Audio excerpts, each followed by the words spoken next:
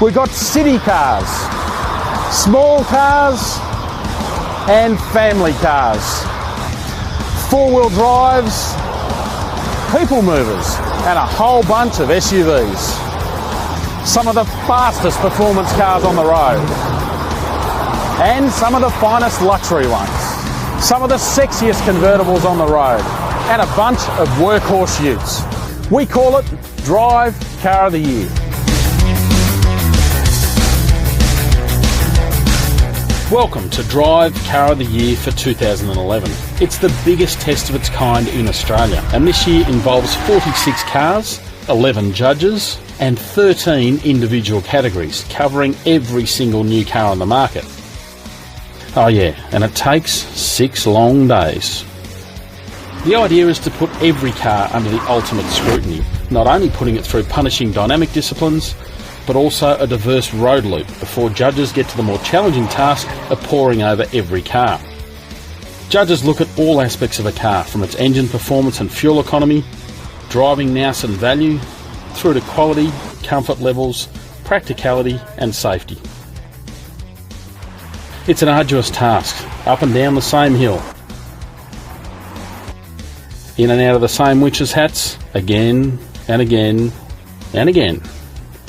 Right from the start there were some favourites. Polo was my favourite and I love the DSG. Ford Territory is really capable, it's got loads of power and I think it'd be a great car for a road trip. And some that weren't exactly endearing themselves with the judges.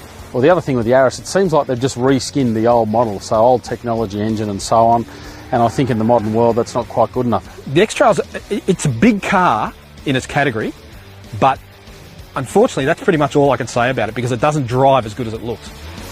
But it was fuel economy that influenced much of this year's awards. Of the 46 finalists, 20 were powered by a diesel engine, with some of the latest technology bringing an impressive blend of performance and economy. There were also more turbocharged cars than in any other running of Car of the Year, with 32 of those finalists relying on the technology that is increasingly being used for improving efficiency. And every single one of our luxury contenders, both above and below $80,000, has an advanced auto engine stop-start system that shuts the engine down temporarily when the car is stationary. For some cars though, fuel economy isn't the main game, with Jaguar's potent XKRS and the wild Mercedes-Benz C63 AMG showing just how fun and fast performance motoring can be. For 2011, rain added another dimension to the testing, showing up the wet weather grip, or lack thereof, of some finalists. As much as there is some time for fun though, Car of the Year is serious business, and that means picking a winner. The overall Car of the Year winner first has to win its category, which leaves judges with a choice of 13, and when it came down to the pointy end, 4 stood out from the crowd. From Ford was the updated Territory, now with a diesel engine for the first time. Ford also had another placing with its new Focus, a great value small car that also delivers on driving ability. The most frugal car in our test, the Mercedes-Benz C250 CDI, also launched itself into the final vote. While the final piece of our quartet was taken out by last year's winner, the impressive Volkswagen Polo.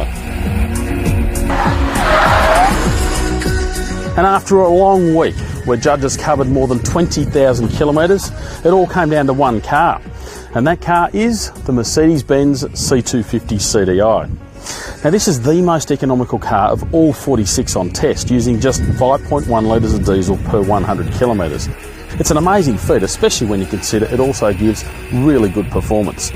Now combine that with plenty of equipment, great dynamics, and it makes the C-Class a class act.